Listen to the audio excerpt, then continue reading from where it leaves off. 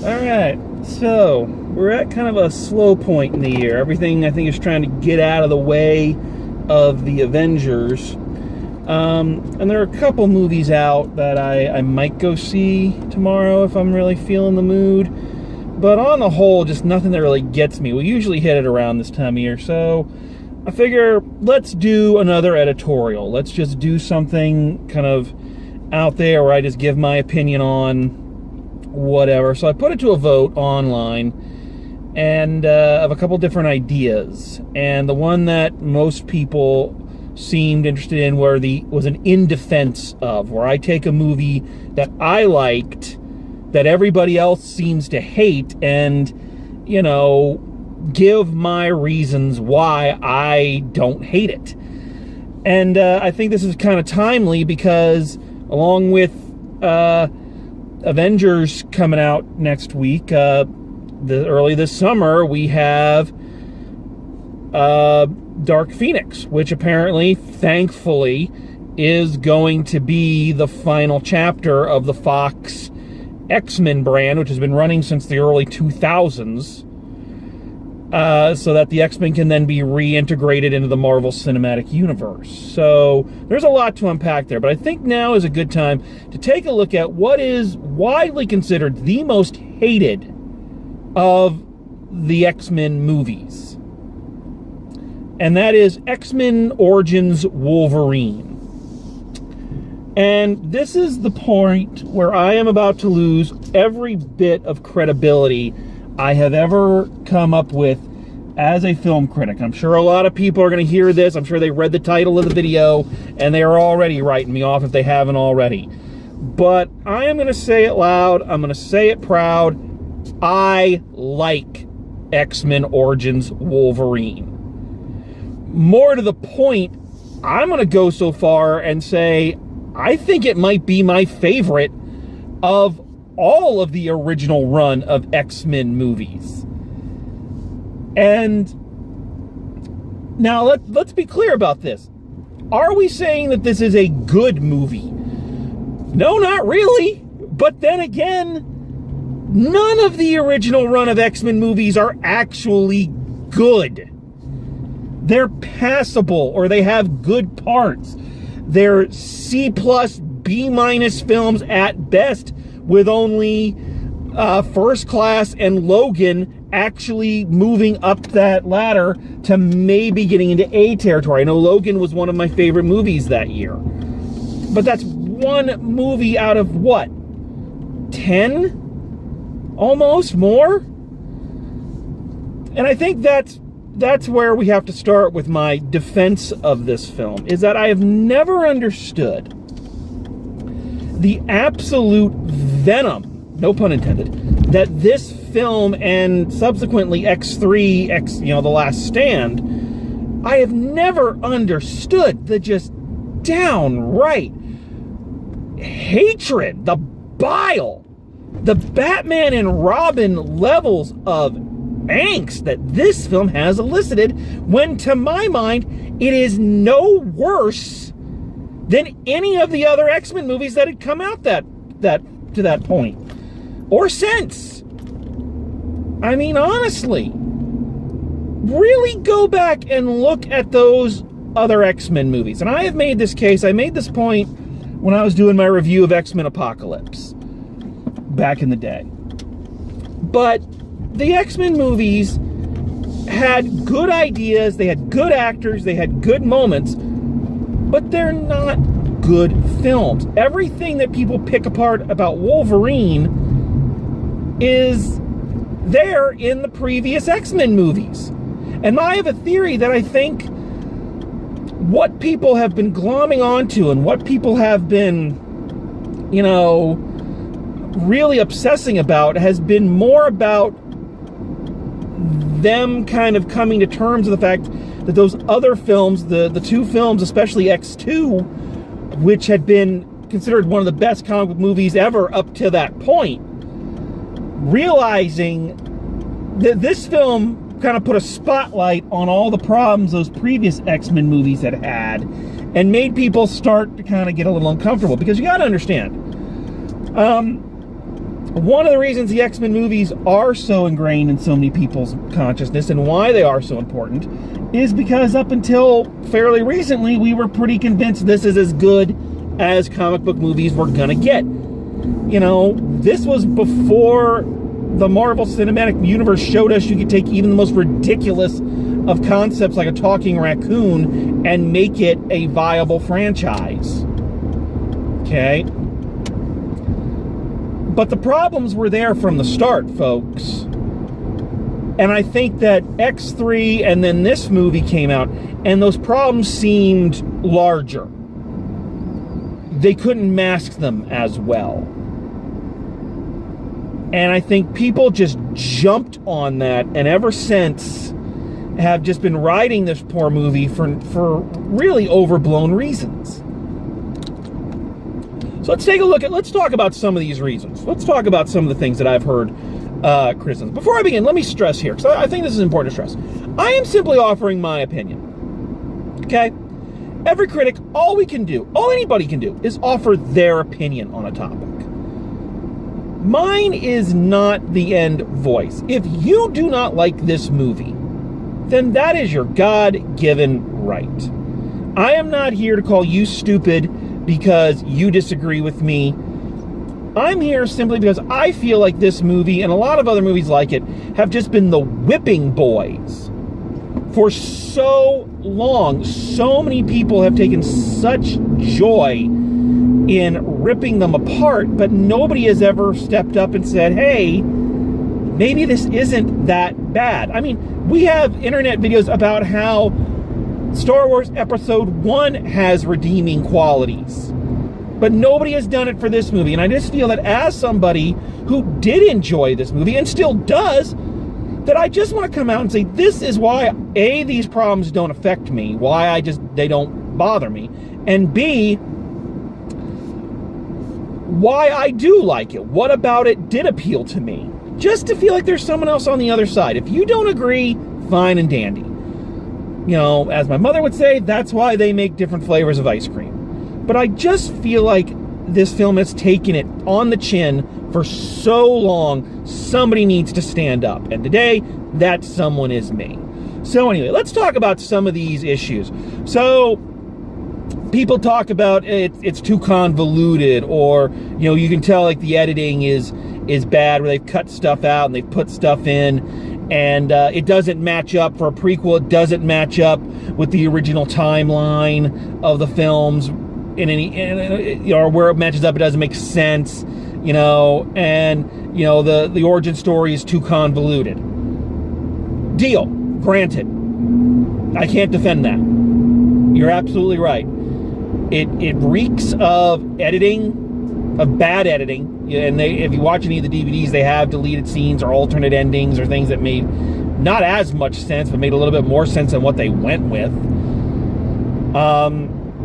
And yeah, it doesn't match up real well with the previous films. So yeah, all that's true. So why doesn't that bug me?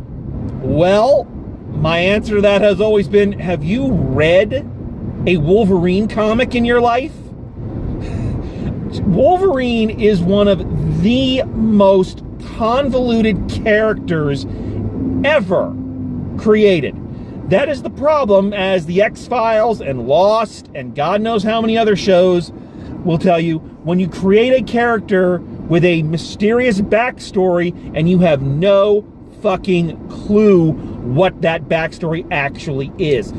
So every writer that came down the pike for nigh on 25 years had their own take, or were telling their own stories, or wanted to do a thing in the past where he was with Captain America or whatnot. And if you put it all together, Wolverine has the most confusing, convoluted backstory ever. There was I don't have it anymore, but Wizard Magazine, as one of its supplementals, once sent out a pamphlet, you know, that traced all of Wolverine's appearances to try to construct a timeline of the character. And it is so bloody confusing with time travel and this and that and that and this. And he would meet nobody knows when he first met Sabretooth. Nobody knows who Sabretooth is to him in terms of relationships. You know, Nobody's sure when he joined Weapon X. When he didn't join Weapon X, he's had so many false memories, false pasts. You know, when did he know his past? When did he forget his past? Nobody knows. So by that simple fact alone, the fact that the movie actually is a little less convoluted than the actual comic history, I'm like, all right. So it didn't bug me. I wrote it off. I totally wrote it off. Here's one I hear a lot. They ruined Deadpool. They didn't do Deadpool right. Okay, I guess if you're going with the character that Deadpool has become, you're right. They didn't do Deadpool correctly. Why doesn't that bother me? Couple reasons. Number one, they didn't do Deadpool right. Like, they didn't do Storm, Cyclops, Jubilee, Shadowcat, Sabretooth up to this point, Mystique up to this point, Toad. You know, like 90% of the fucking characters they had in these movies, they didn't do right. They were either glorified cameos or had the very basics of their personality. So the fact that they didn't do this particular character right, again, didn't bother me. Another reason it didn't bother me, I don't give a shit about Deadpool. Putting it quite simply, I hate Deadpool. And I hate the Ryan Reynolds movies. I hate the, you know, I hate that comic book fans bitch, moan, and complain that we're not taken seriously. We need R-rated movies so we can be taken seriously, so our comic books can be taken seriously. So we get an R-rated superhero movie, and what is it? Dick and fart jokes. Oh my God, how fucking mature we all are. Again, if you like the Deadpool movies, fine. No judgment. Everybody likes their own thing. I'm saying I don't give a shit about Deadpool. And I actually liked this Deadpool more than the Ryan Reynolds solo film Deadpools. You know why? Because we got a few quick snarky comebacks. The snarky comebacks were actually, in my mind, witty. We got some cool stuff with him in the Weapon X taking over the African village, or the African establishment place there. And then he became more like the original character he was in the comics before they decided he was self-aware, and provided us with one of the best ending fights in an X-Men movie we had seen up to that point. And let me talk about that for a second. That's another reason I like this movie. This movie has some of the best action scenes in it. It's an action franchise based on a comic book about an indestructible super soldier. And the action in these X-Men movies were so quick. You know, look at the action scenes in X-Men 1 through 3. They're non-existent almost. Or if they did exist, like say the really awesome Nightcrawler scene at the beginning of X2, or the attack on the X-Mansion. Most of that shit, it was given away in the trailers. It was given away for free. But I heard people complain about that too. Oh, the action scenes were too stupid and too crazy, and you know, and too weird. Again, if I may stress, it's a movie about a fucking guy who has claws coming out of his hands. How realistic do you want it to be? Now, that being said, yes, Logan had some very realistic action scenes, point taken. But at least the action scenes in this film were fun. They were fun. They were inventive. Weapon X taking down the Dictator. Fucking cool. All of the fights with Logan and Sabretooth. Awesome. Great use of both of their healing factors and the differentiations in their mutations. I mean, compare the fights between Logan and Sabretooth in this movie versus Wolverine and Sabretooth at the end of X1. They're actually action scenes. The end battle with Logan and Sabretooth versus Deadpool. really cool. A character who has all these superpowers fighting these two indestructible guys. I love the scene where they're back to back and Deadpool is teleporting between the two of them and fighting both of them at the same time. Really fucking cool. Really great, really inventive, and above all, and this is something I gotta stress, this is the main thing about this movie that I like, that I think a lot of people have just gotten lost. This movie is fun. It is not super serious. It is not up its own ass with its own moralities or its own metaphors. It's a fucking fun action film. It's fun to watch. Okay? It just is. Now, again, I gotta stress this. One of the things I really applaud the X-Men movies for is the storytelling they did. I like that they really took the characters serious. They took their struggles seriously, making mutation kind of an allegory for being gay was brilliant. All right? And I think we owe a lot of the way we view superhero films now, the way that directors and filmmakers and audiences and actors take the characters and the stories seriously. We owe that to the X-Men movies. Okay? But here's the thing. They got so bogged down in that one aspect of the characters. And while that is the biggest one, the X-Men were about so much more. The X-Men comics did so many crazy adventures with, these mutants and those mutants, and it wasn't all, the equal rights metaphor. I mean, again, that was always the driving force, but there was more to it.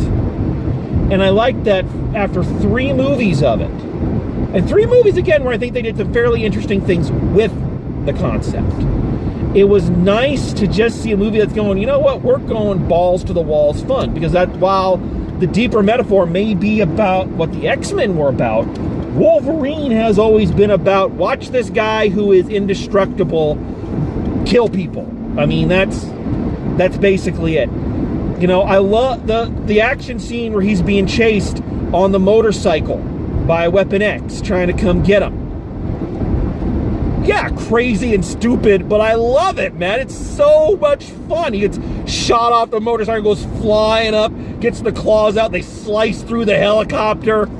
That's just cool. That's just fun. So yeah, the action scenes and the movie itself are just kind of fun. Other positives about this. Here's one that gets lost all the time. Liv Schreiber as Victor Creed. That was some brilliant casting, and he was awesome. He was so good as Sabretooth. And he and Hugh Jackman had a really nice chemistry together. All right? They had a chemistry akin to what Patrick Stewart and Ian McKellen had. I mean, you don't have to like the movie, but you can admit that that was a really, really well done bit of casting, and 2 actors that clearly knew each other, liked working with each other, and were having fun playing these characters. And I think that's another thing that goes into it. This is something I always felt really bad for. You could tell that Hugh Jackman really was proud of this movie and was having a good time in this movie. I mean, and that's always something I felt really bad about, is just how much he had to kill himself to get into shape for these X-Men movies, and just how many people just ripped them apart. I mean, it's, I always feel kind of bad. Not that I feel bad whenever I rip a movie apart, and I know that there's, a lot of work that goes into it, but, I'm an asshole. But yeah, Liv Schreiber as Sabretooth really was awesome. This movie also had Gambit, which we had been waiting years to see Gambit. And I heard people, they didn't get Gambit right. I mean, no, he's not the same character he was in the comic or the cartoon. So I will agree he wasn't perfect, but they got him more right. Let's put it this way. If you look at the rankings of X-Men movies, there are the characters they got 100% completely right. Wolverine, Professor X, Magneto. Okay, these are the characters they got completely right. There are the characters they got sort of right, but were kind of one-dimensional. This is your Nightcrawlers, your Beasts, your Rogues, and I think Gambit goes in that list. I think they got him right enough for the service of the story. And then you have, and the rest, your Cyclopses, your Storms, your Colossus, your Kitty Pryde, your Iceman, these characters that are there either as an extended cameo or are there and have absolutely nothing to do with the story or nothing to do with the plot. Okay, which I guess is the same thing as the story. You know, this is what happens when you're doing these things completely unscripted. Gambit in this movie, yeah, not the same character, but a fun character. I really liked the scene between him and Logan in the bar. And at least he was a character that got to have an impact on the story. He was there. He wasn't just a one and done, kind of like Blob. You know, he wasn't just there for a scene. He had a continuous role. Once he was in the movie, he had a continuous role. He came back. You know. So, yeah, it wasn't perfect. It wasn't the perfect adaptation of Gambit. But I thought it was pretty damn good. And especially considering how wrongly it gotten a lot of other characters in the franchise, I thought he got off pretty well, honestly. So yeah. Another comment I've heard is that there's some really bad acting moments and some stupid acting points in here. Yes, there are. It's an X-Men movie. There are stupid acting moments and stupid lines that no good actor can make sound appropriate, okay? Again, I understand people not liking this movie. I really do. It's not a question of why do people not like this movie. I understand why people don't like it. But it's just, to me, the unending stream of shit this movie has taken, I think is really out of proportion with how bad it actually is.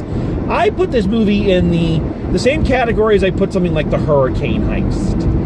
It's bad, but it is bad in a fun way. It has good elements to it. When I watch it, and I watch it more than I watch a lot of the other X-Men movies. Matter of fact, it's one of those movies I always watch on an airplane ride back home to Alaska. When I watch it, I have a good time. It's fun. Is it perfect? Is it deep? Is it incredibly well made or well directed? No. But none of the other X-Men movies were either. So, again, I think the problem this movie has run into is, again, we believed that this was as good as comic book movies were going to get. We didn't want to acknowledge the problems. We didn't want to acknowledge what was going on there. And I think X3 and this one made it harder because they were far less perfect than the others. So that is my take on one of comic book movies' most hated pariahs. All right, and I think it's time with Dark Phoenix wrapping it up. I think it's time we maybe take a breath and maybe not reevaluate all of these films and think they're misunderstood masterpieces. They're not. And maybe just say, maybe that movie isn't as bad as I thought it was. Or at the very least, can we please stop treating it like it beat up our house pets? Alright, it didn't do that. Alright, so there you have it. In defense of X-Men Origins Wolverine. I know I'm going to get hate mail. I know people are going to tell me I don't know what I'm talking about. Fine and dandy. You hated the movie. Your prerogative. Have fun, hate. We all need a film to hate. That's why I hate Titanic and A Star Is Born. But for my money, X-Men Origins Wolverine is not that bad. So, just my opinion. I could be wrong. Until next time, drive safe and I'll see you at the movies.